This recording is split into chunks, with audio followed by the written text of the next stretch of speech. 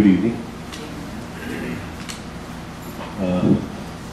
Tomorrow being Ganesh Chaturthi, I thought today we'll talk a little bit about what Ganesh means in our lives.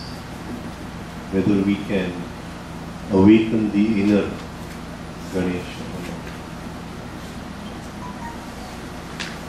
So let us try to see this story. There are two levels of understanding. One, which comes through our conscious mind, our logical mind. This we use every day, most of the time. There is a higher mind, a higher intelligence, which sometimes reveals something to us in flashes. The student of yoga, he tries to come to a situation or tries to bring himself to a certain level of being where he can access that higher mind at will. This inner state of accessing that higher mind is called Vyasa. Vishesh asana, Vyasa, to sit in a certain posture. Posture does not mean the posture of the body. When in yoga they say sthira sukham asana, they are not talking about the posture of the body. They are talking about the posture of the mind.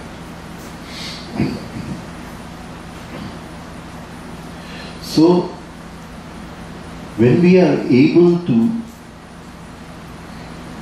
raise our level of vibration, to be able to calm the logical mind, which works so automatically, like a machine, and bring it to a certain state of silence, we are able to access something higher. We have come, our inner asana, our inner posture is that of Vyasa. And that higher mind, it reveals to us, it comes to us, but it comes in such a flash. It does not come in any language. Right? When we have to put it in language, we have to use the moving mind, the logical mind. So Vyasa is the higher mind. Vyasa also means the diameter in a circle. So Vyasa is sitting on this side of the circle, but he can see what is happening on the other side of the circle.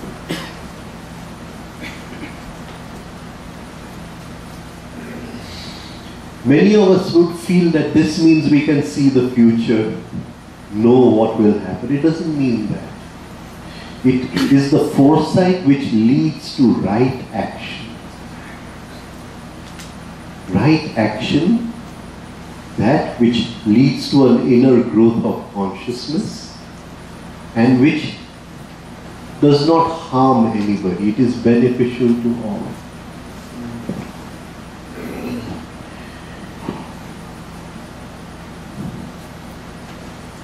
So this higher mind, the revelation of this higher mind is what we call as Vyasa, and the ability to communicate it through the moving center is what we call as Ganesh. Because it comes in a different language, it comes in a flash. And the ability to use the Kriya Shakti, put it on the screen of the computer, because it comes from some higher part of the computer, but to put it on the screen of the computer so everybody can understand it. That inner capacity is called Ganesh. And it is the meeting of Vyasa and Ganesh which gives rise to all the scriptures. Vyasa, he hears something of the higher in one moment of deep inner silence. Something is revealed to him. But how to share it with everybody? He has to bring it down to the ordinary moving, and for that he needs Ganesh.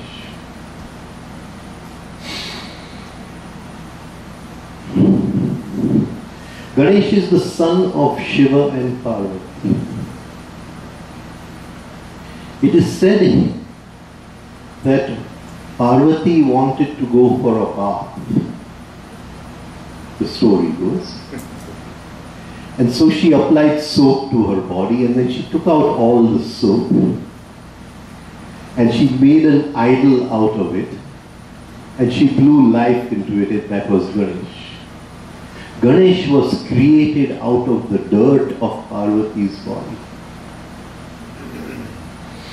out of the perspiration of Parvati's body.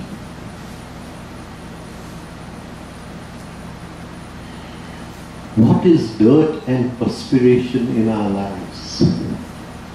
What is dirt and perspiration?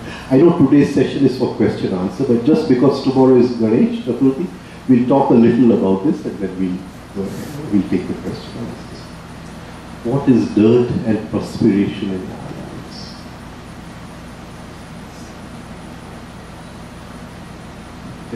Negative emotions. Negative emotions. All negative emotions are reactions. As long as we have this pattern of reaction within us, we can never be available to what that higher mind is saying. The higher mind, it talks in whispers. The logical mind which follows the ego shouts like a loudspeaker. The ego shouts. The soul whispers. And whether we tap into that higher mind in our lives, 3 times it does whisper to us. In everyone's life. In everyone's life, at least 3 times, it tries to send a message across to the logical mind that you have experienced everything in life, you have attained everything in life, but you have not attained that for which you were born, and that is to recognize the higher, to communicate with the higher. This communication with the higher is called yoga. Yoga. So,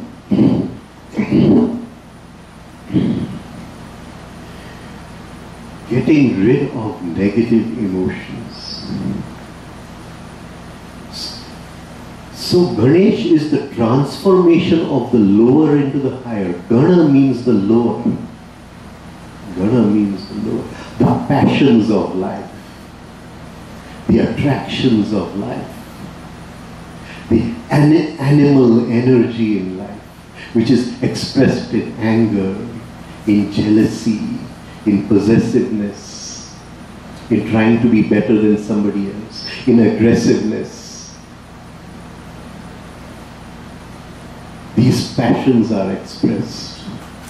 And it is the transformation of this energy into something higher. So Parvati creates Ganesh out of the dirt of her body. And she breathes life into him and says, I am having a bath, you please guard the door. Shiva. In the creation of Ganesh, Shiva was passive. He was in the smashan.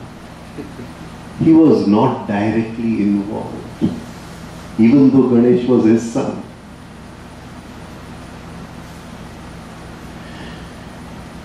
This is very beautiful, this story.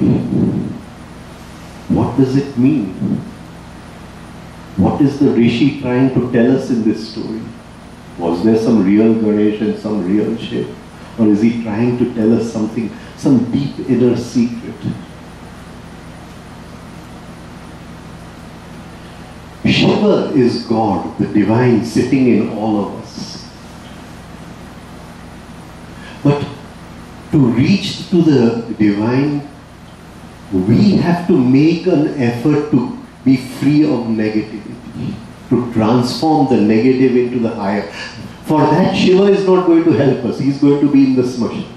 This is our own purusharth, what they call, our own conscious effort. We have to make that effort. We have to ask ourselves the question, what do we value in life? Do we value getting angry on him?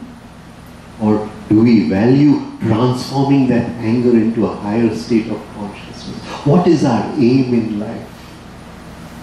Do we value saying that, oh, this is mine, I own it, I won't give it to anyone else? Or do we value transforming that possessiveness into something higher?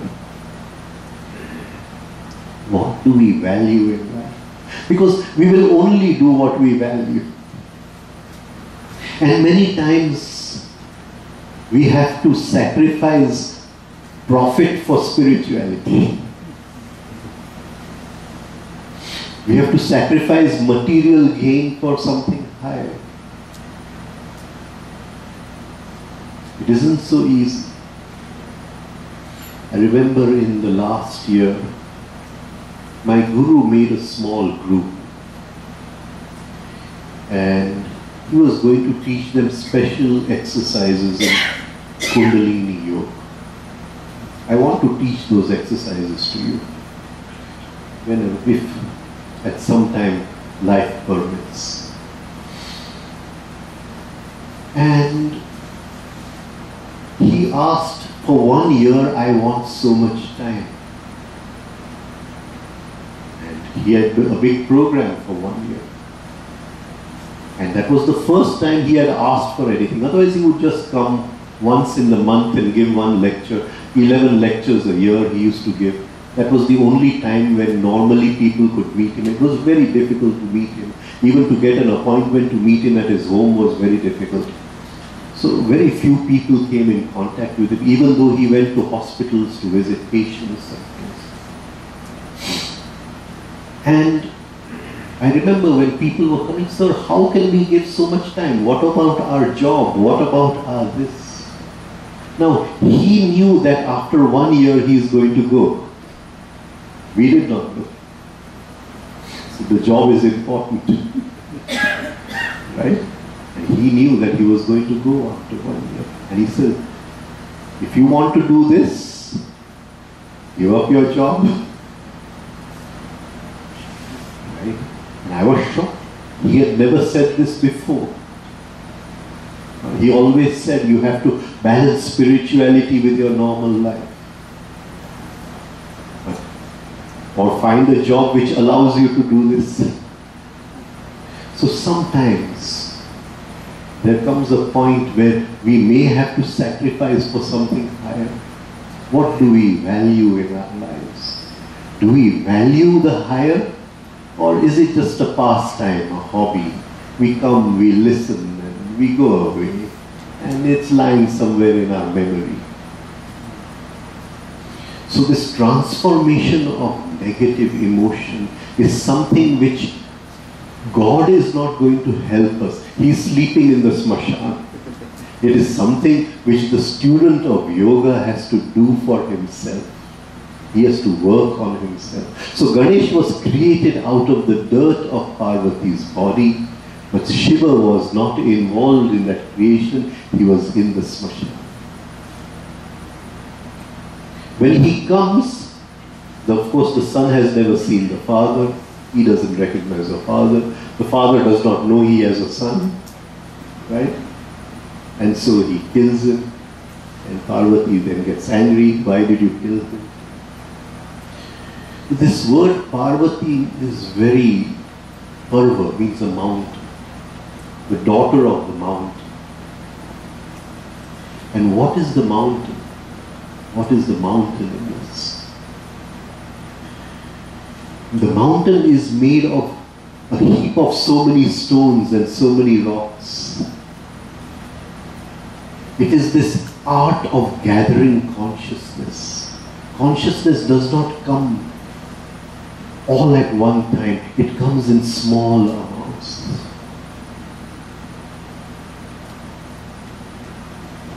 Bijlina chamkare motira purauje pandai. One flash of consciousness, one pearl. We've gathered one pearl.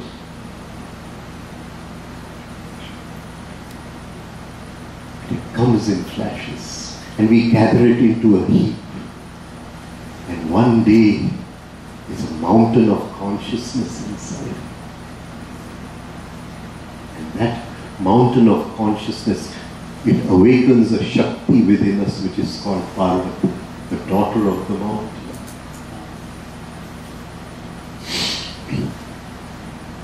So, this transformation of negative emotions such as anger, irritation, jealousy, complaining, bad moods, fear, hatred, revenge, it is out of this transformation of the Gana that the Ganapati is created. The Gana is transformed. We have to see whether it's transformed. When we get angry, do our teeth become tight? Then the Gana is still the Gana. It has not become the Ganapati. Do our muscles become tense?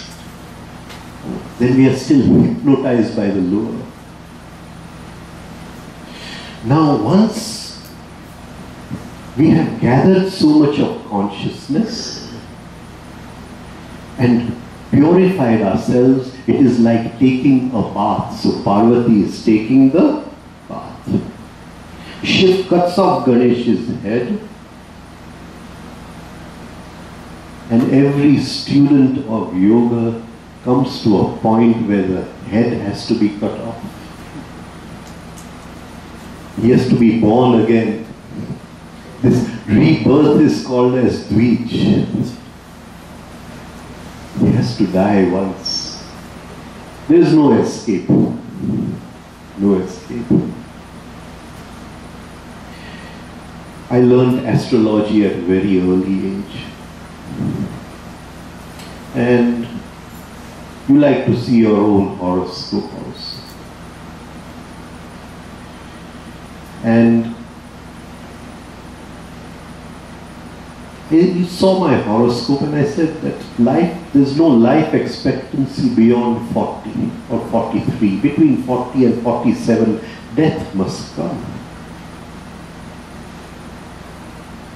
So when I met my guru and I realized he could talk to the stars, I could talk to the stars, but he didn't have to see a horoscope. He just asked Guru in the sky, what are you saying? And Guru would answer to him.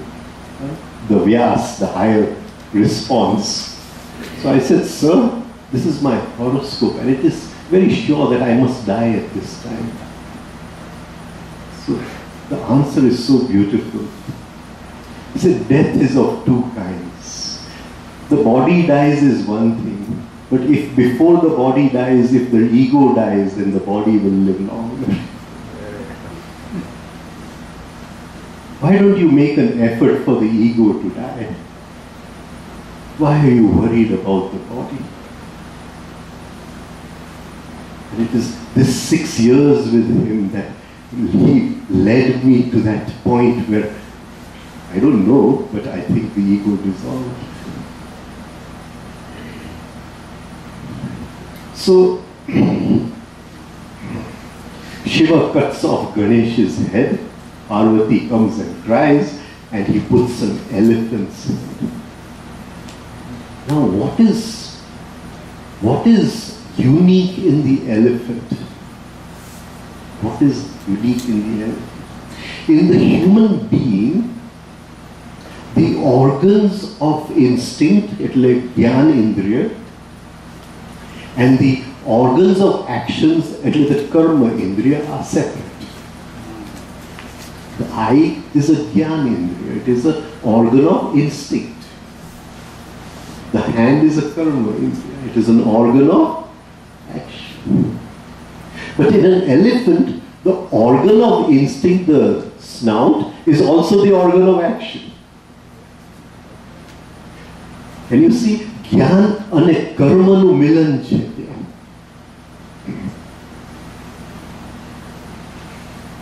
That is to see life, and without any thinking process in between, without the, what do you call, the mutilation of thought to be able to act. Spontaneous action. Spontaneous action.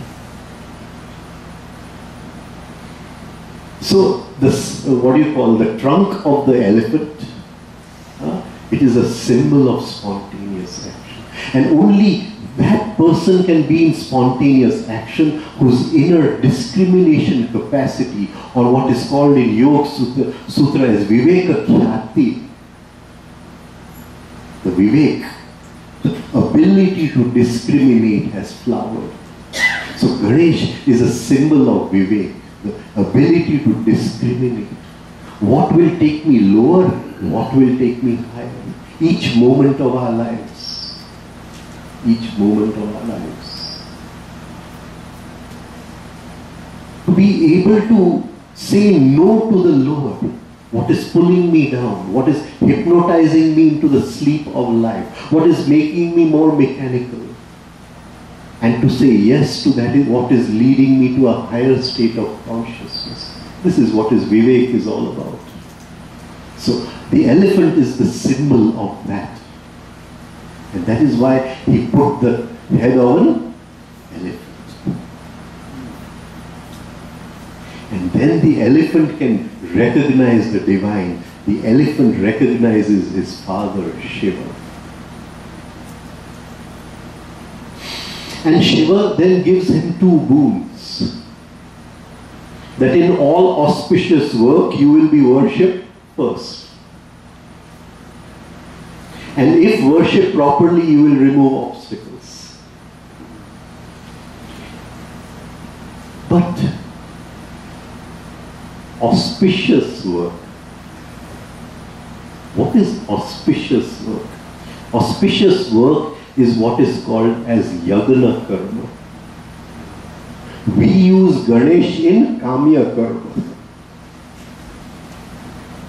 Auspicious means there is no personal involved. Yesterday we talked about the personal. My daughter's wedding, it is something, it is kamya karma, it is not yagna karma. But to be free of suffering is yagna karma. It's very difficult to live with a guru. Very, very difficult to live with a guru. Because the guru says that in that yagna of life, in that auspicious fire of life, you can only sacrifice one thing, and that is your personal suffering. You have to sacrifice the personal. And instead of sacrificing the personal, we use Ganesh for personal. You see somebody's wedding card, Ganesh is over there. Somebody's new shop, Ganesh is over there. Man loves to twist everything. So the gurus say, if I tell the guru, sir, my son is ill, he is suffering from a fever. Should I go home for a few days and visit him? So sacrifice the suffering. Sacrifice the suffering in the yagna of life. This is yagna karma, to be free of the personal. That is why it's very difficult to live with a guru, to sacrifice personal suffering. A time comes when there is no personal suffering in our lives. And then we realize the suffering of God. The suffering of the higher. This realization of the suffering of the higher is what is called as Dvij. Now we are ready for Gayatri. Gayatri means the mother is giving birth to the three universes from her womb. Of course, we worship her statue over there. But we are telling the mother that in this giving birth, you have to go through the pain of labor. I am sacrificing all my personal suffering in this yagna of life so that I can partake, be a partner in your suffering. partner in your suffering. Conscious suffering. Why am I still suffering? So, Ganesh, to remove obstacles. What does it mean to remove obstacles? What does it mean? Vigna, what does it mean to remove obstacles?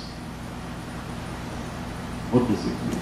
Remove the negativity. If I do something, the Ganesh will help me to go away from negativity and go to do whatever I supposed to do. So, if I make an effort to be free of negativity,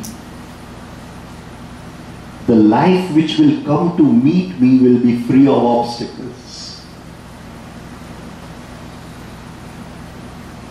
Right? I get irritated on her, then I have sown a seed for some obstacle tomorrow. But I see the irritation and I be free of the irritation. I give birth to Ganesh. Then that obstacle which the irritation was going to invite tomorrow, I am free of it. You know what I do say? Okay. Now we just go through a few things. Ganesh is known as Gana. Gana means passions, the lower passions. It also means to count. Count. Universe is number. Pythagoras said the universe is number. Right? Next year maybe we can take the law of 3 and the law of 7. What are the deeper laws of life? How do they work? On what numbers do they work? So if there's a group ready, maybe we can do that. We're going to do it this year in Maryland. We're going to talk about law of 3 and law of 7. Maybe you can take it on the Facebook page or something.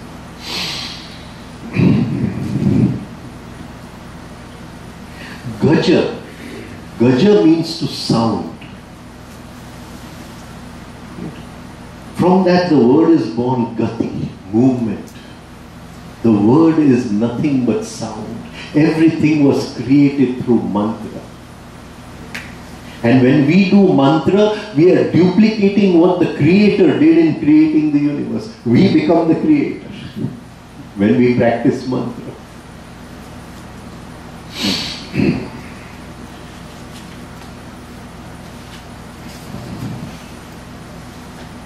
So this Gaja, Gajanan, the energy going forth, the sound going forth, it is the sound of the universe, the humming of the universe, Gajanan. He has 4 hands, symbolizing the wisdom of the elephant, showing that we can enjoy life in 4 different ways. One hand has a rope, it's a lasso, pash, controlling all the lower desires, all the lower emotions, all the negative emotions. He's tied them up and they are in his control, the pash. The second hand has a mud, ladu. Mud means enjoyment. To enjoy, from each moment of life, to take the enjoyment. This mud is the transformation of the lower into the higher. Enjoyment is of many kinds. It is enjoyment through eating of food, through the instinct. Enjoyment through sport, through the moving. Enjoyment through relationship, through the emotional. And enjoyment through knowledge. 4 hands. The mud, the ladu, is the enjoyment of life. From all 4 he extracts the ladu, the mud. He is in Abhay Mudra. When we are free of fear, we are in the now. But when there is fear, there is worry of tomorrow. To be in the now, we don't have to make an effort to be in the now. We have to make an effort to dissolve the knot of fear within us. Abhay Mudra. One hand has the Veda, showing the enjoyment of knowledge. He can enjoy both the emotions. He can enjoy the positive and also the negative. And that is why he has two wives, Riddhi and Siddhi. His vehicle is the mouse, Mushak. The mouse, it steals from life. Enjoyment has to be stolen from each event in life, each moment in life. And that is why his vehicle is the mouse. He has a crooked trunk called the Vakratund. That is, he breathes with a crooked nose. So I say he's doing 3-step rhythmic breathing. He's breathing in rhythm. This very breathing in rhythm will transform the lower into the higher. In yoga, the beginning of the rise of Kundalini is in two ways. One is by creating tension between Mooladhara and Swadhisthana. This is what everyone teaches. The exercises which I am going to show at some time, but to you, is not creating tension. It is fusing Mooladhara and Swadhisthana. So everybody, all the Kundalini yoga in the world which is being taught is nuclear fission, creating tension between Mooladhara and Swadhisthana. But the exercises which I want to teach you are nuclear fusion, bringing Mooladhara and Swadhisthana together. And when Mooladhara and Swadhisthana together, the body is Mooladhara, the head is Swadhisthana, Swa, Ganesh. We have created the inner Ganesh, the rise of the Kundalini Shakti. And this rise of the Kundalini Shakti, through nuclear fusion, it works through rhythm and balance. There are no side effects. So, I thought I'd share a few things about Ganesh. Many secrets are there in the universe. Many things science sees, many things science cannot see.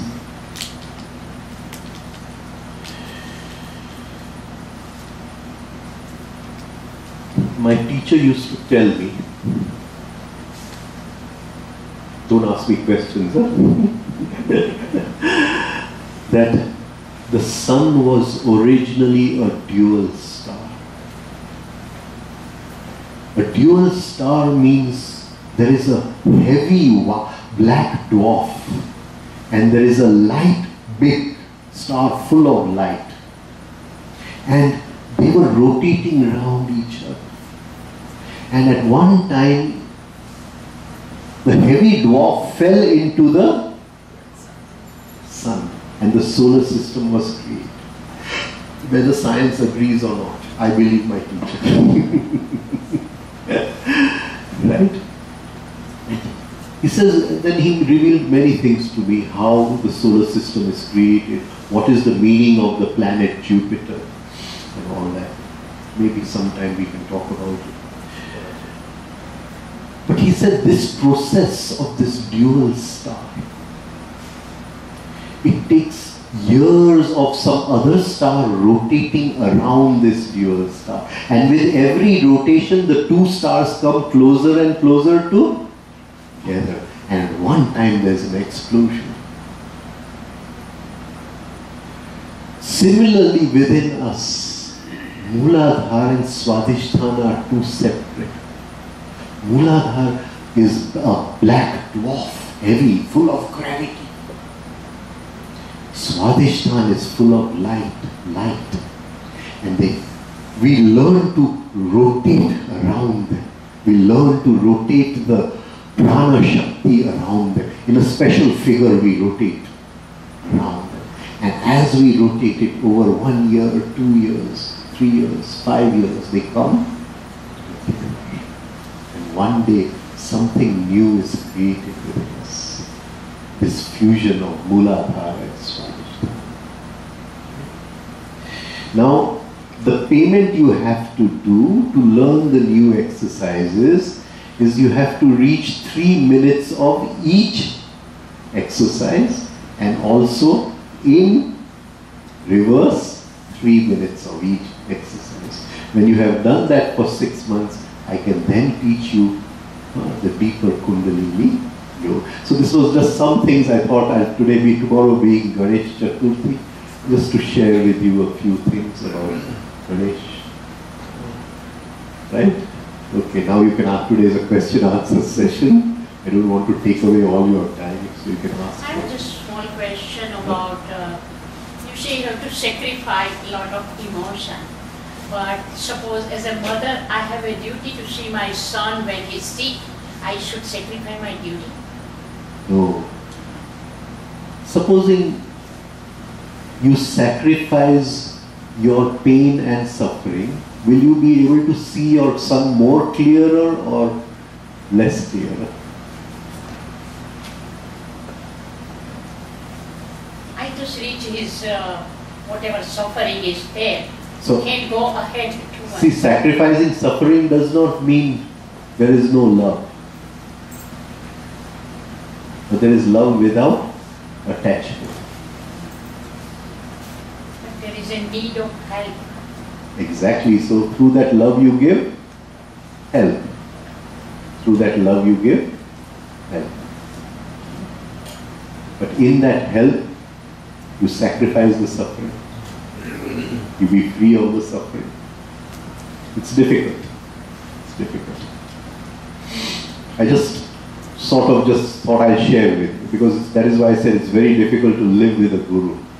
Because he'll say no personal suffering. Right? Yeah. Can Kundalini be awakened by the grace? What you're calling Shakti path. A glimpse can be given by grace. It cannot be awakened permanently by grace. When a person is giving a glimpse, the person to whom he is giving the glimpse must be totally ready. The problem happens when somebody learns to give it and his ego is not dissolved.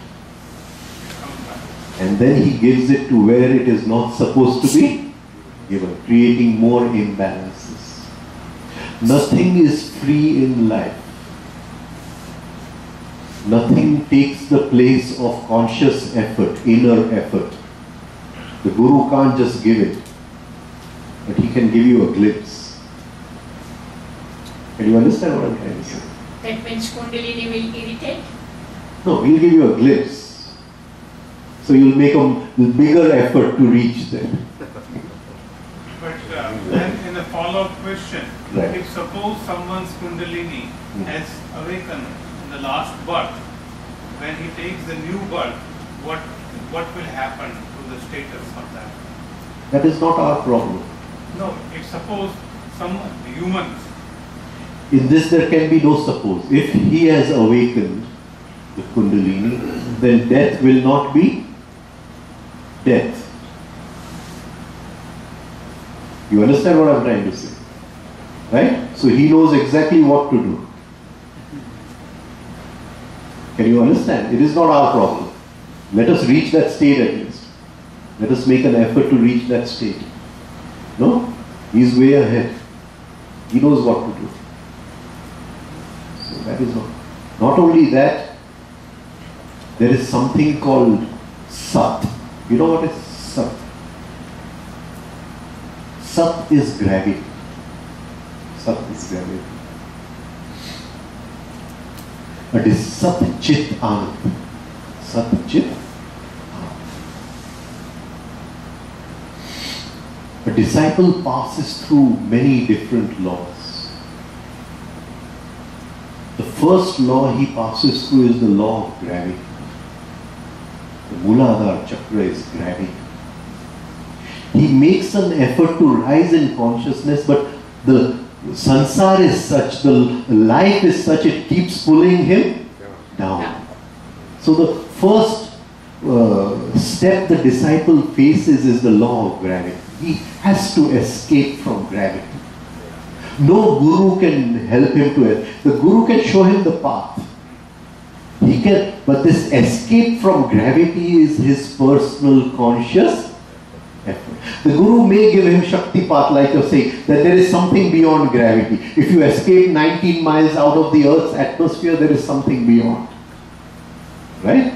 But the guru can't make the effort for it. That he has to make for himself. Right? As he makes this effort to escape from the law of gravity, and temptation is gravity. Can you understand? I want to get up in the morning, do my exercises, do my Omkar. Right?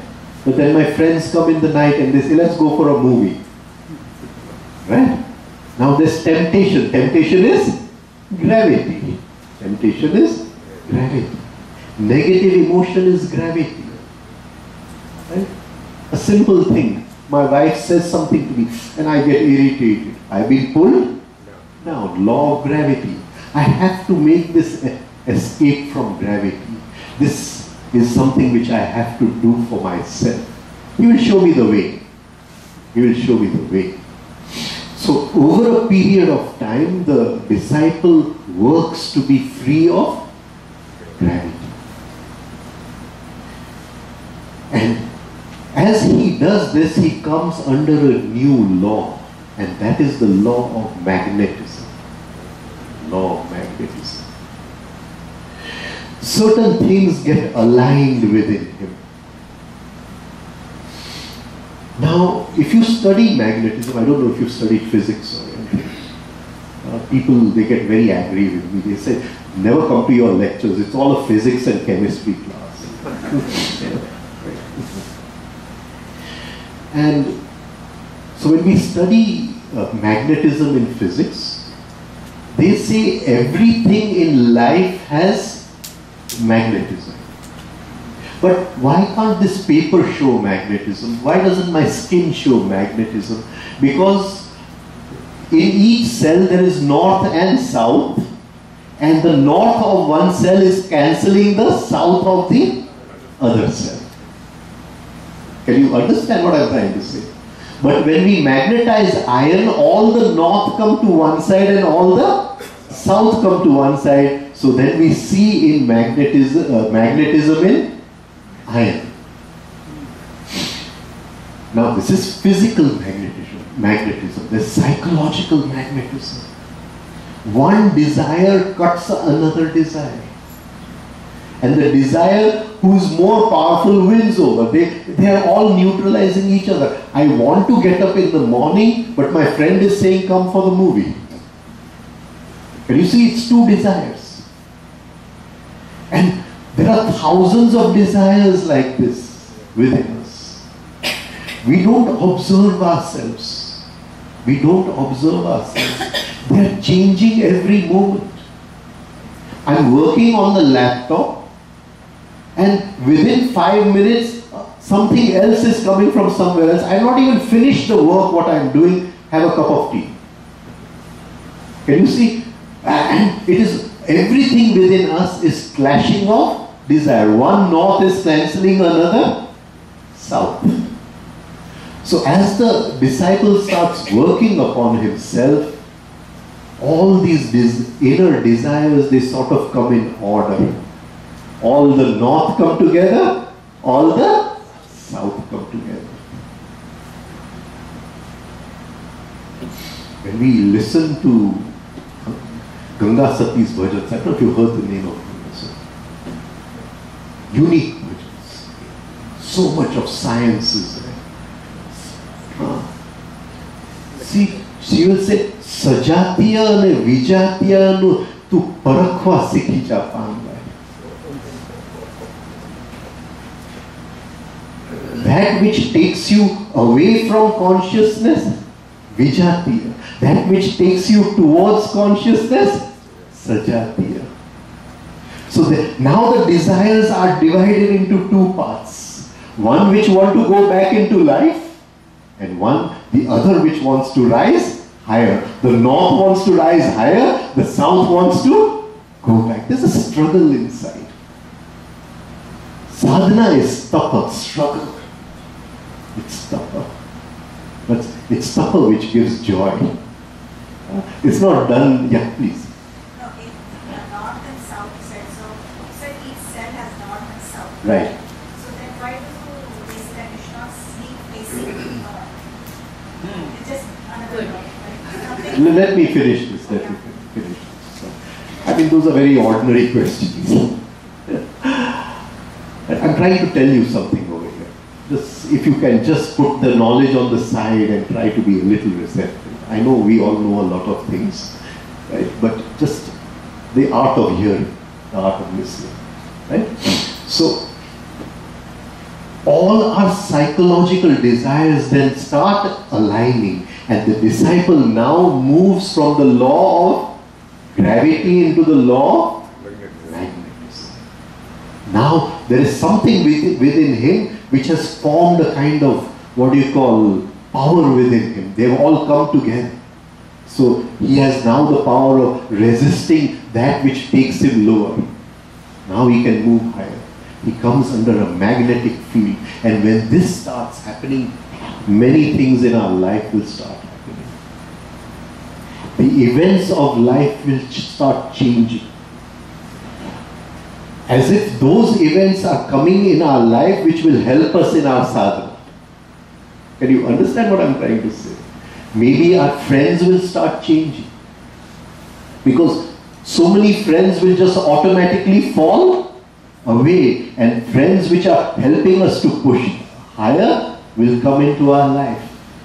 We have come under the law of magnetism. Now things are happening automatically. Some problem is here, something we don't understand, some confusion, and from life something will come and, find the solution will come to us. It's as if now things are moving on greased wheels, greased wheels.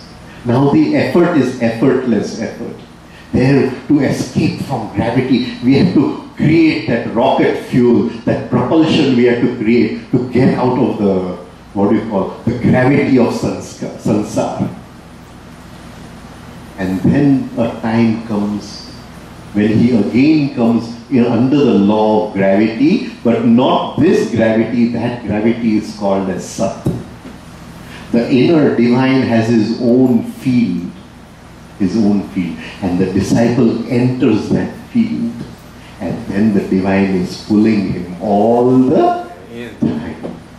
These three phases the disciple goes through. You understand? So, it's this Sat, this inner gravity. Science says gravity is instantaneous. There is no time lapse. Because science cannot measure gravity from the distant stars, they say its effect is not there on the earth, but the effect is there. In 1972, there was a beautiful book called The Secret Life of Plants. And in that, the author has made one claim which I think is really beautiful. He says, the plants on the earth are talking to plants in some other galaxy where there is life. Right? Can you see? So Sat, the inner Sat is now pulling the disciple. That distant star has gravity, but science cannot measure that gravity. If it could measure that gravity, it would be instantaneous. So Sat means Maru hoa panu, hu chu, I am. That is Sat. It is the screen of life, Sat. Everything is on the screen of life. Ishavasyam idam sarvam. Everything is on that screen of life. That isness is Sat. Just by its very presence, there is gravity. Sat. Instantaneous. But then I want to know that Sat. I want to realize that Sat. I want to feel હું છું પણ મારે જાણવું છે કે હું છું. I don't know how to put this in English. It becomes difficult. I am, but I want to know I am. Right? And this, whenever we need knowing, wherever knowing comes, light comes in. Wherever there is Sat, just presence, there is no light. There is total darkness. Total darkness. So in the state of Sat, there is darkness. Not the darkness which we see. Not the darkness of ignorance. But the minute you want to know, you need a torch. You need a light to know. So from Sat, there is a movement of that divine from Sat to Chit. Chit is the light which he throws on Sat. That is the light. But here now complications come in. Can you understand? In Sat, everything was instantaneous. There was no time. No time. But the minute light comes in there, light needs time to travel from one place to the other. So in that very moment, even though we say that divine is Sat, Chit, Anand, in that movement of Sat to Chit, there is the intervention of light, because for knowing you need light, and the minute there is the intervention of light, he is bound in the law of time. He is bound in the law of time. Because that star is there, but it takes millions of years for the light to come here. With light comes the law of time. But if science could measure the gravity, they would know whether that star is really there or not there. They would know. Because gravity is instantaneous. There is no time gap in gravity. Sat, there is no time gap. Chit. And then he says, I am, I know I am, but I am totally complete. There is, everything is within me. Nothing is outside of me. So I don't need anything. And in this state when I don't need anything is Anand. Anand is the film of light. Sat is the screen. Right? But the screen is in darkness. You've come into the theater. Then the projector, the light of the projector comes and you realize that the screen is there. Chitta. And then the movie starts. Anand.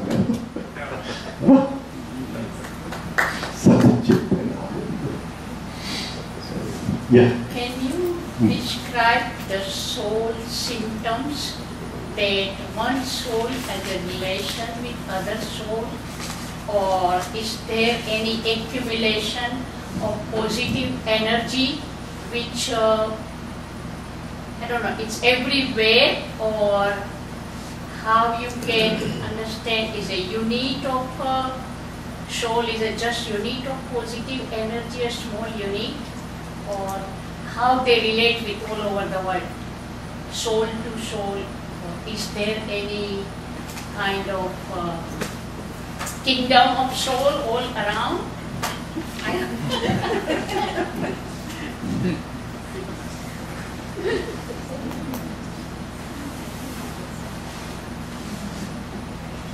First of all, as long as the ego is experiencing life, the soul is fast asleep. For the soul to awaken, the ego has to start dissolving. That is the law. The soul eats the ego. It eats only one food. If you give it brinjals, Karela, it does not like it. I eat only one food, ego. So for the soul to awaken, it needs food. Poshan joye, it's okay. It's sleeping. Right? So every moment, if we can dissolve the ego, the soul will wake up and it will grow. And a point comes when the ego is on a bed of arrows, like Bhishma is on a bed of arrows. Then the control of our life goes from the ego to the soul. Then we know what is the soul. Till then, the soul has gone to sleep. Right? So our effort is not to awaken the soul. Our effort is to dissolve the ego. give the soul its food. And so it's become very weak, the soul. It needs some saline or something, right? And only one thing can go to the soul, and that is the ego. Once that happens, then we will realize what the soul is. What the soul is. Till then it's very difficult. So there is no imagination about soul? Huh? There's a lot. We can make a lot of imagination. Right? Don't make an imagination. Be free of imagination. In being free of imagination, reality will be there. Reality is the soul. Yes, sir. The mind is controlled by two emotions, ego and fear. So right from... Fear is a part of the ego. Yeah, but from cradle to grave, the mind and soul are mixed together. So basically, how do you separate these two? Because the mind and soul both are like raindrops from the clouds come on the muddy water and they mix together. So how to remove this with meditation, with something? Because the mind cannot be removed from the soul. Eventually the soul takes exit at the death and goes away. But the whole life they mix together. What is the mind? Ego and fear.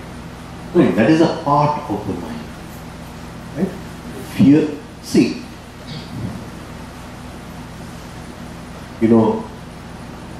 when they first discovered subatomic particles, facts, they could not see the particles.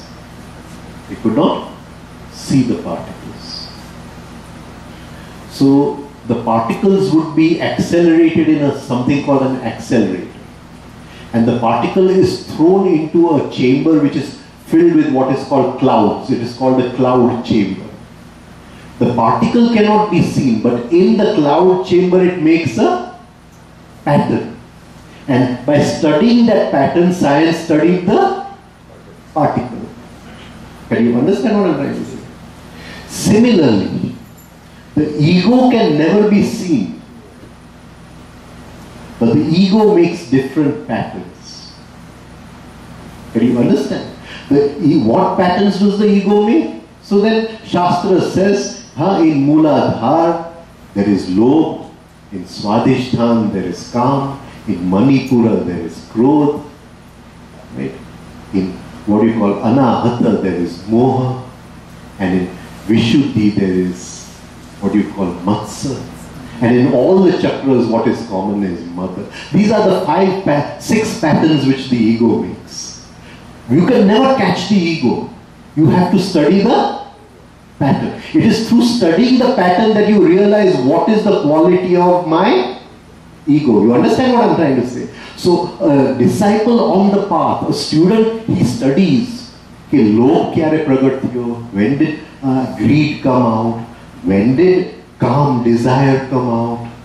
When did krodh come out? He studies those patterns and he realizes what is the quality of his ego. This is a long study. It is called self-observation. Right?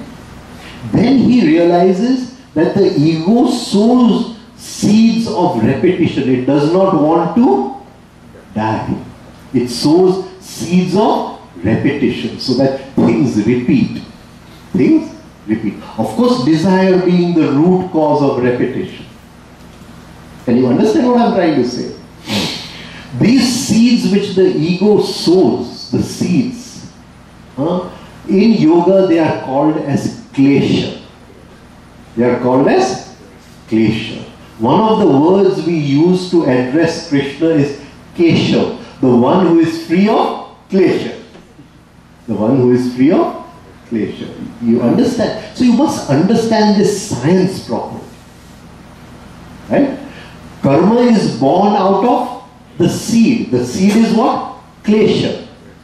But the ego manifests as lobha, greed, kama, desire, krodha, anger, moha. Moha is hypnosis, right? Matsya, jealousy, and mother, intoxication. Right? And these are the 6 ways you can see the ego. You can never see the ego.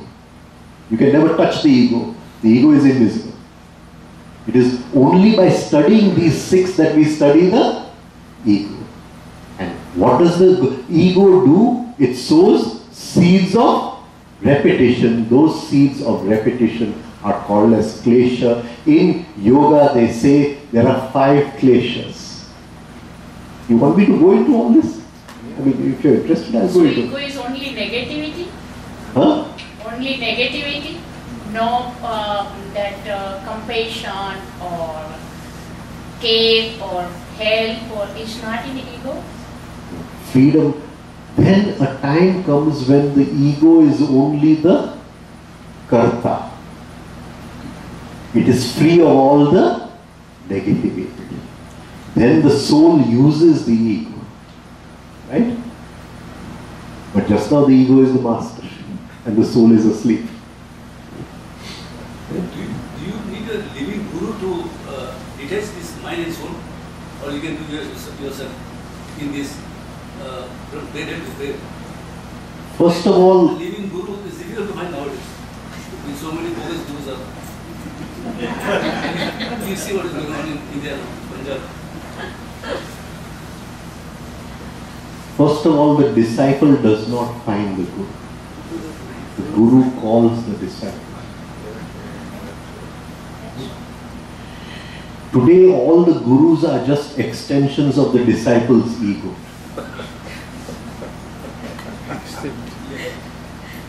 See? Because I'll feel my guru is better than your guru. What am I saying? I am better than you. That is all I'm saying. Right? Or I'll say my teaching is better than your teaching. What am I saying? I am better than you. Right? That is all I'm saying. So today all the gurus are just extensions of the disciple's ego. The real Guru Shishya Parampara, it's very difficult. Very difficult. There the Guru calls the disciple. He knows beforehand my disciple is going to come. He knows the time also, when he is going to come. That's going to happen for everybody in this birth. Huh? So we can wait. No, because what do we value in our life? What do we value in our life? Do we value our freedom? Is it our aim in life, in this life, to make that effort? Then the teaching will come to meet you. It doesn't have to come in the form of a guru. It can come in the form of a friend. It can come in the form of an elder brother. It can come in the form of a book also. Yeah, that's it. It's not needed the blood and flesh only, the human being, but the book or computer or anything. Anything. You know the famous Sufi mystic, Hassan, very famous Sufi mystic. He was dying. Yeah, 5 minutes, right? Let me answer. He was dying. So when he was dying, somebody said, Hassan, you've lived your whole life. At least tell us who your guru was. Right? And doesn't answer. He said, please tell us who your guru was. So he says, once I was searching in one town. I had 3 gurus in my life. I was searching in one town. And it was night time when I reached the town. I had no place to sleep, no place to stay. And I didn't know where to go. And then I saw one man was making a hole in a wall somewhere. So I went to him and I said, is there a place to stay? And he said that I am a thief and I am making a hole in the walls to what do you call it? To steal something from this hole. Of course, you are a great saint. You are a Sufi mystic. If you want, you can share my home. So Hassan said, okay, I'll come to your home. And every night, the Sufis, they work in the night. They work in the night. Every night, Hassan would get up to do his rituals. And this thief, when night comes, the thief goes on his what do you call, profession, right? And in the morning, the thief would come back and Hassan would ask him, what have you got today? And he'd say, I've come back empty-handed. Doesn't matter, tomorrow is another day, I'll get something tomorrow. Hassan said, I stayed with that thief for 1 month. 1 month. And every day he would come back empty-handed, but he would always be so happy and cheerful. Again, tomorrow I'll get something. He says, after 1 month I left the thief. For years I was practicing meditation. For years I was practicing, and I went through so much of darkness inside. I said, give up all this, I don't want to practice. If I don't experience the divine, forget it. And then I would remember the thief. Nay, tomorrow I'll get something. He was so happy, and I kept on practicing. He was my first guru. Right? Who was the second guru? This is once I was traveling somewhere, and I was so thirsty, and I came to a river, a stream of water, so I went to drink the water. And as I was going down to drink the water, I saw a dog, and it was trying to drink the water. And every time it would go to drink the water, it would see its reflection in the water, think it is another dog and get frightened and go away. Somebody was talking about fear. Right? And again the dog would try to drink water again. But at one moment the thirst for the divine, the thirst was so great that the dog went into the water. When we go inside, there is deep darkness. Creates fear. No fear is bigger than the meditator's fear. Right? And you have to go in. I remember I used to be so frightened. But once, just jumped in and a hand came and pulled me and took me inside. Similarly, Hassan said, I was fighting fear for months and months, and I suddenly realized you have to take the jump. The dog was my second guru.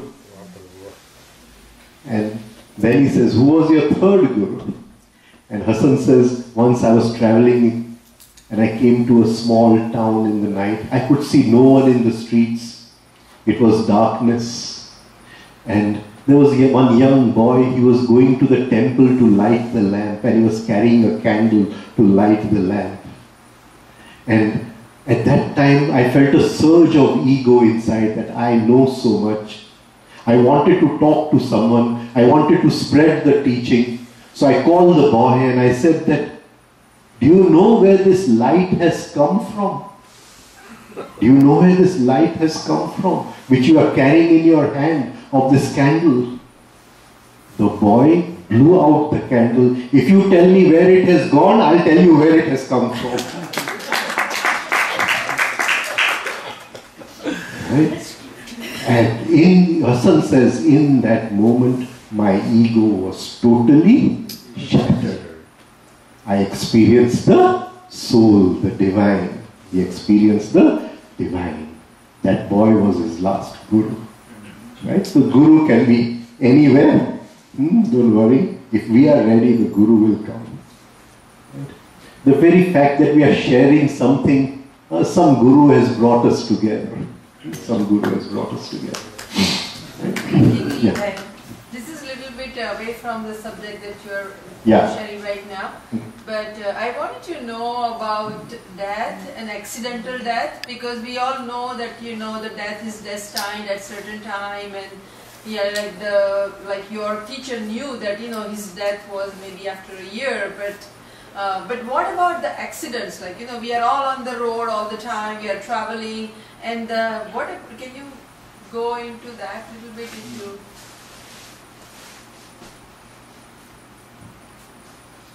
Everything in life is a stepping stone for higher consciousness. And in an accident, you can also be aware. You can use the accident. Maybe the accident will send you into that higher much faster. So, things happen in death. I talked about death that day. I don't know if you were there. No. Right? So I can't talk about it again today. No, that's okay, but I just wanted to know So, about but, the accident. yeah, but what happens gets compressed in an accident. I'll give you one example. Once I was driving very, very rashly. This problem is when you talk about self, the ego comes in. Right? So, to be very careful. And I saw that the truck was coming in and I was going to go into the truck. There was no way out. So I just closed my eyes, ready for go to the beyond, accept it, and move. What happened, I don't know. The car was lying at the side of the road and the truck went away. What happened, I don't know. When I opened my eyes, the car had stopped at the side of the road. Right? So, things happen. So do you think that was destined, that it was not your right time and some unknown power saved you? Or what happens Maybe when the Guru wanted to use me a little more. Yeah. He couldn't find anyone else. Right? But it's not, the accident is not important. Whether we go higher is important. Whether we go higher is important. Whether we make one more push into higher consciousness. It is important. Accidents happen all the time. But that is also destined, right? Somebody dies in an accident, that is also, they come up with that destiny. See, destiny is mechanical. As long as I am mechanical, I am a victim of destiny.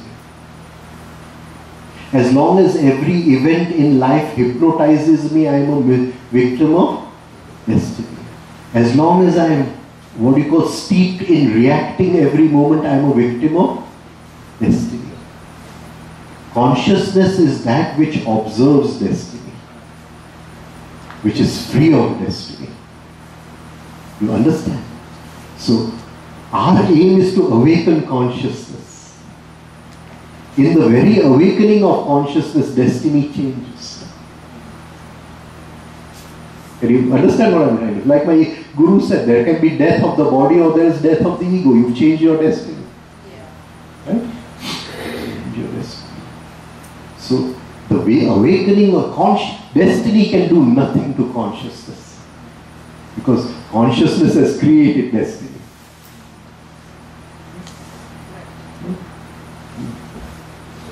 Yeah. You have mentioned about that ego. Ego is a doer like kata. Even God cannot do. He has to create an ego to do. Yeah, but ego is maybe partially it might be karta, but really speaking, is all natural law governs. Those are the karta. Those are the doers, not in ego. Yes, but just now it is unnatural. Let's make an effort to make it natural. Yeah. Ganesha and Panbai had self-realization, right? Pardon? Ganesha I'm not very expert in that, but yeah, you can. Self-realization happened, Ganesha and Panbai. No doubt. Yeah. That was based on Krishna's faith, right?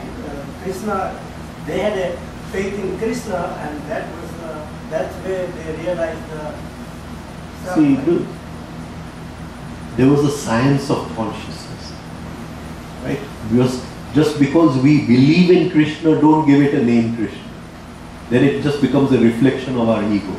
Then we've not understood the real Krishna. I don't think in any of her bhajans she has used the word Krishna. He will know better because they are experts. They are experts, right? But I don't think in any of her bhajans she has used the word Krishna. It will mean Krishna, but Krishna is the highest consciousness, right? She has not used the word Krishna. Her bhajans are pure science. Pure science. Yeah, but spiritual. The faith, they had a faith in Krishna, right? Actually. They had faith in a higher state of consciousness, which you call Krishna. Don't make Krishna a person, otherwise he becomes like you and me, just an ordinary person. Extension of our egos. Yeah. We are supposed to work with 5 classes. But there's so many questions. Today is a question day. Yeah. I have a question. When we were traveling around the world, and lot of terrorism and lot of things is happening at the same time. At that time, we say what to do. I can't do anything. There is a death or whatever is coming. There is nothing we can protect us or anything. Being a Jain, they told that whatever you believe, Naukar Mantra, just go in that thing. So you go in higher state that way or what? If you use the Naukar Mantra rightly, you will go into a higher. Okay, then I forget the... What does the Naukar Mantra say? Namo Arihanta. I bow down to the destroyer of enemies. Not somebody outside. Oh, okay. Not somebody outside. Enemies are what? The negative emotions. The one who has conquered negative emotions is a Arihant. He has killed the enemies. Right? Now, all those negative emotions, they are occupying space in our psychic structure. When they go away, the higher fills in that space, the empty space. Buddha says, empty the boat. So if you empty the boat, then the higher comes in. So the next step is Namo Siddhanam. If you kill the enemies, you are filled with Siddhi. You understand? You kill the enemies, you are filled with Siddhi. The next step is Namo Ayaryana. Right? Acharya. Once you have the Siddhi, are you bringing it into your acharan, into your normal life? આપણા આચરણમાં આવે છે સિદ્ધિ કે અહંકારમાં આવે છે? Then we go on the wrong path. Right? First, Muhammad goes to mountain, then mountain comes to Muhammad. What light he has seen on the top of the mountain, he brings it down and he shares it with everyone. In acharan, free of negativity. So, first you kill the negativity, you connect with the higher, you are filled with Siddhi, then you live the higher in your acharan. Namo Ayana. Namo Uvajyaya. Upadhyaya. The one who is living the truth, only he has the right to teach someone else the truth. Nobody else can become a teacher. By just mugging up and memorizing things, I cannot become a teacher. I have to live the truth. So he becomes an Upadhyaya. Namo Upadhyaya. I am living that truth. I am sharing that truth with everyone. And that is why I have the right to be a teacher. Ane Namo Loit Sarve Sahunam. I now bow down to the common man. Because when I teach someone, I may get a new ego. I am the teacher. So I bow down and I dissolve that ego. Naukar Mantra is enough.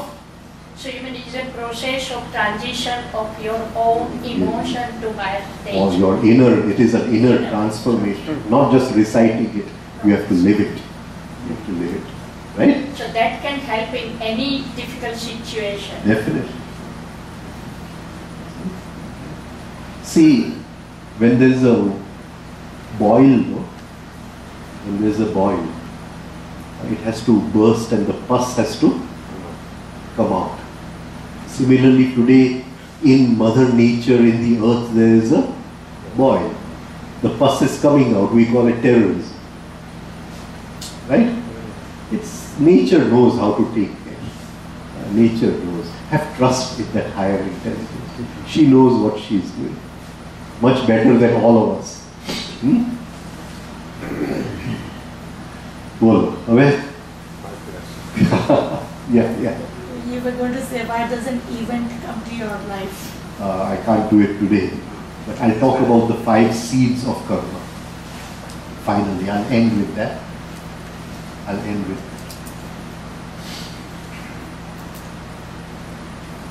Patanjali says there are 5 kleshas. About your question, sorry. Which side to sleep? Which side to sleep, right? When you go to sleep at night, try to keep the head in the east. When you are practicing yoga nidra, try to keep the head in the north. Keep the head in the north. Right? Okay. That is conscious sleep. Put the head in the No, when you are trying to remain in that in-between state where you are not awake and not asleep, you are holding, you are bringing dharana shakti to that state. Keep the head in the north.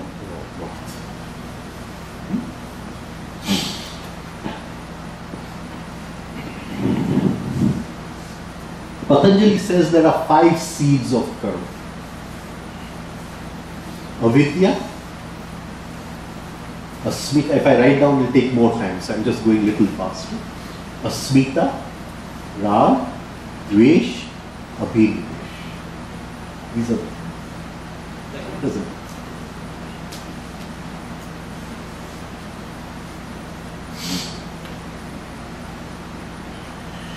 Then he says that avidya is the kshetra, is the field.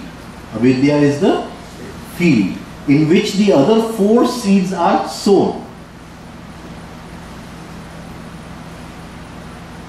What is the meaning of avidya? Vid means light. Avid means absence of light. Absence of light. Attention is light. Right? I go to a shop, I see this hypnotizes my attention. Right? I am identified, I want to buy this. So attention goes out, it does not come back in. If I am in a state of double arrowed attention, I am never in a state of avidya. So he's saying the basic condition for karma to be formed is avidya. Unless there is a field, you cannot plant a seed. Avidya kshetram utresham prasupta tanu vichinna udara. So avidya is the kshetra. Now he says in that kshetra, once the kshetra is there, the field is there, I am hypnotized in life, I am now in the dream state, something has attracted me, there is no light inside, I am now in the state of avidya. But if I am in a state of awareness, self-consciousness, holding the light inside, then I am not in a state of avidya. Then the other 4 seeds cannot be planted. Now once there is the field is created, I am attracted to this, so it is rag. But I'll say, it's too costly, it's useless, dvesh. But before that, something else is created. I want it. Or I don't want it. This I which has been created in that field of avidya is known as asmita. Is known as asmita. Every moment we are creating these eyes. Every moment we are creating these eyes. I see her, I say, I don't like her, I created an eye. I see him, I say, I like him, I created an eye. Every moment we are creating an eye. This eye which is created, it gets its food from I like or I dislike. Rag and wish. And this is the story of our life every moment. Now that I which has been created, it does not want to die. The normal translation of abhinivesh is fear of death. Right? But it is not just fear of death, it is fear of death of the ego. Fear of death of the ego. Right? The ego, the I which was created, that asmita does not want to die. These are the 4 seeds of karma. They are called as klesha. And they are sown in the field of avidya. Of course, Patanjali goes much deeper. He says each seed is of 4 kinds. Prasupta, tanu, vichinna, udara. We don't want to go into that. Right? I hope I remember the sutras. I've forgotten. I've become old now. Then he says, klesha mula karma ashaya drashta adrashta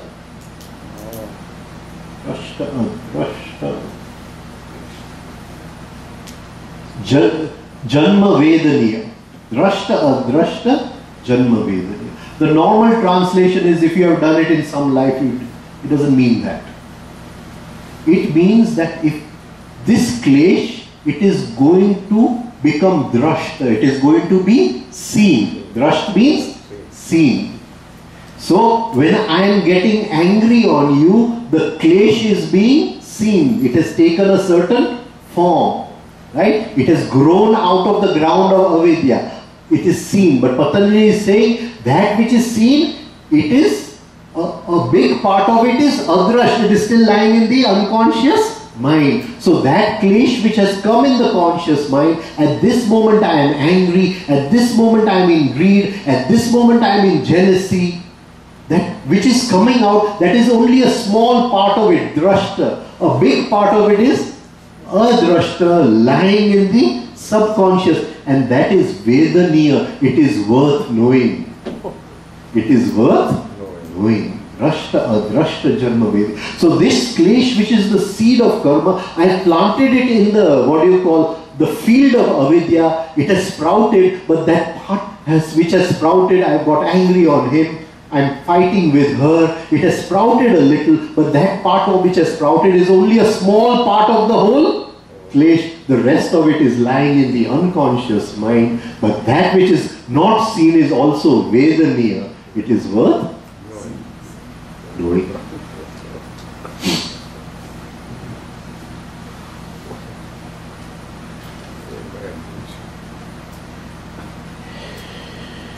Now I don't remember the next sutra, but he says, each one has a jati, ayu, bhoga. I won't go into that. He's saying there is a class of different expressions. I don't want to go into that.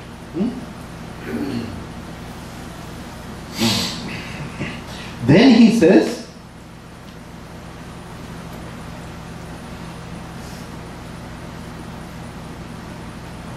te alada paritapa phalaha punya apunya hetutvat.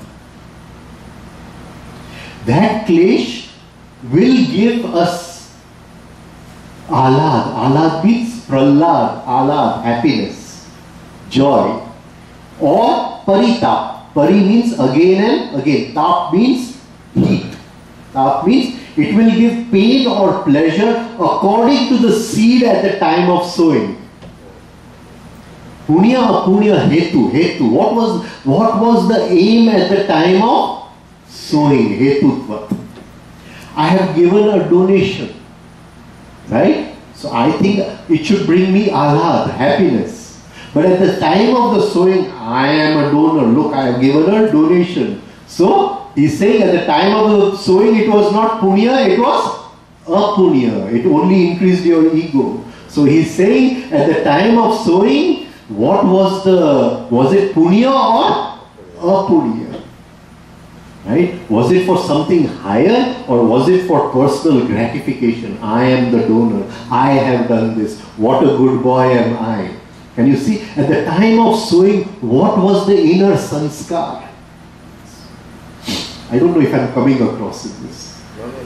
Te alada paritapa phalaha punya apunya hetutvat. At the time of sowing, what was the inner hetu? What was the inner hetu? And that will lead to happiness or pain.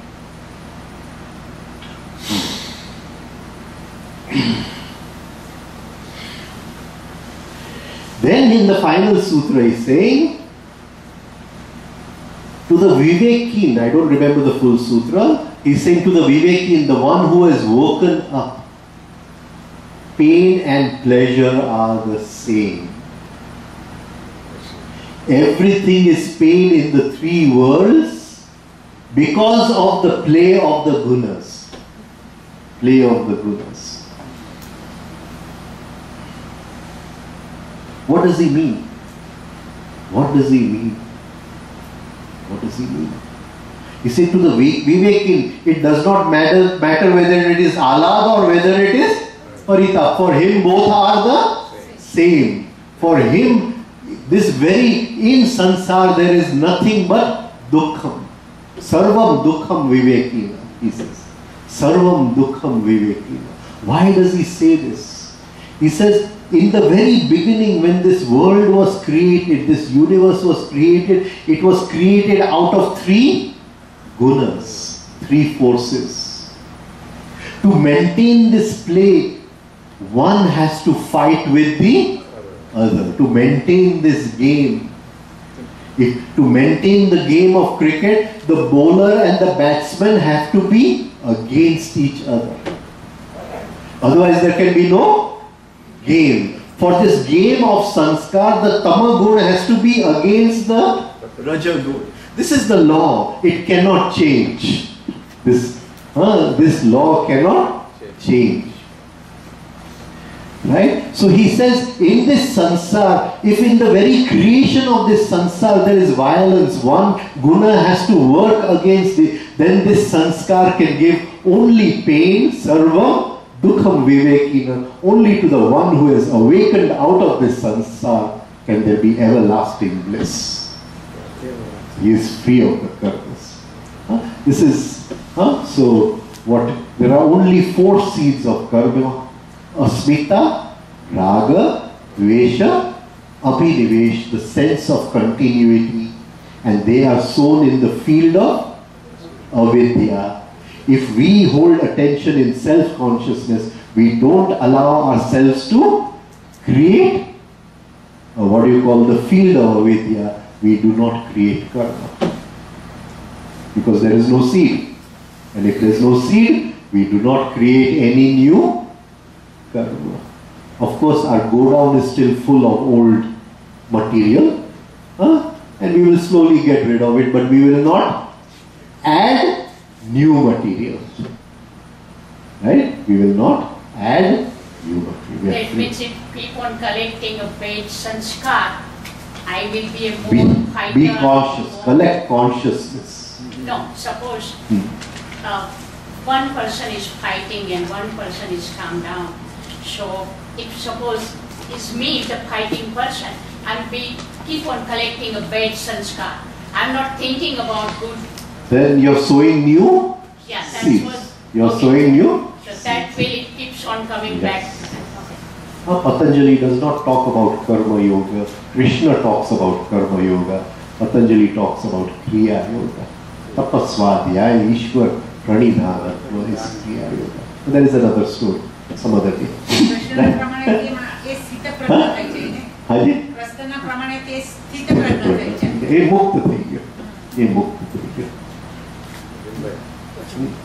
said when avidya, the seeds are there and sprouting, it's just a very, very, very small fragment of the ego.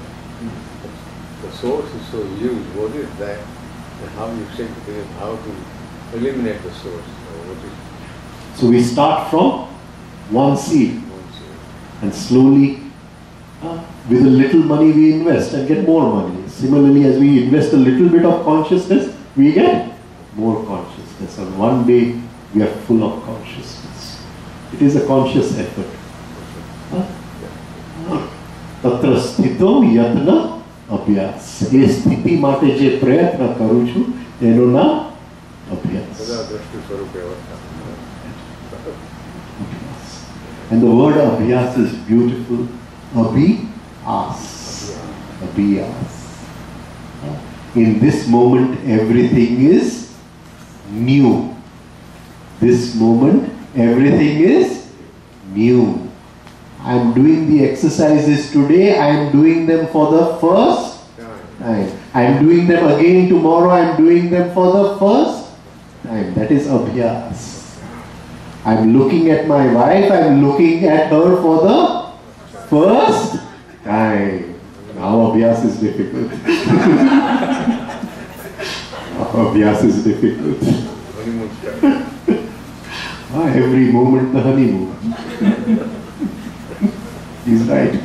Every moment the honeymoon. Abhyas. You're doing it for the first time. You've never done it before.